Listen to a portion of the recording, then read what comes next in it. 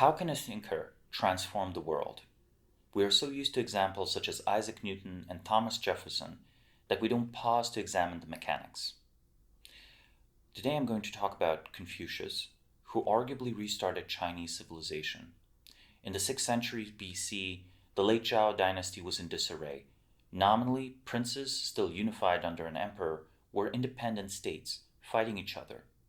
Massive devastation and also loss of knowledge, as libraries burned and as scholars failed to make a living, damaged the fabric of Chinese culture. The more brutalized environment also resulted in what contemporaries described as the barbarization of Chinese culture.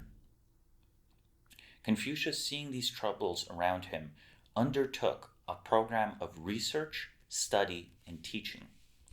He first found, wherever he could, any written resources describing the social technologies that had allowed the early Zhao dynasty to succeed, trying to reverse engineer rituals that at one point had moved hearts and united the country into a single entity, but had over time lost their power. Second, the practice of civil administration and how to run government efficiently. The best way to make yourself influential for a prince is to make yourself useful to the prince in question. Making yourself useful to the state means you have procedural effects on the outcomes of the state. Finally, practices such as poetry and rhetoric are not only useful for persuasion, they're useful for self-regulation.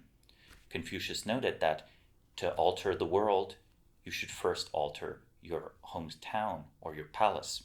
To alter that, you should first alter and improve your family. To right your family, you should right yourself. To right yourself, you should right your heart. In an era of ennui and mass-diagnosed depression, we should not throw such wisdom away. Ultimately, any revolutionary or scholar has to act from a place in their heart. As he embarked on this project, Confucius understood he could not fulfill it himself. He tried to find and recruit the best students he could, people who would undertake this course of study, who would make themselves the statesmen of the next generation, but cultured statesmen who understood that their role was much more than just governance.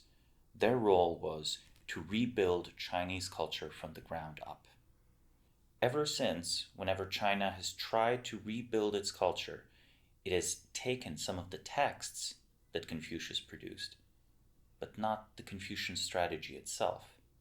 A Confucian strategy today would result in a different body of knowledge, in a different body of social technologies. My name is Samo Burja. I'm the founder of Bismarck Analysis. Thank you for watching this video, and please subscribe.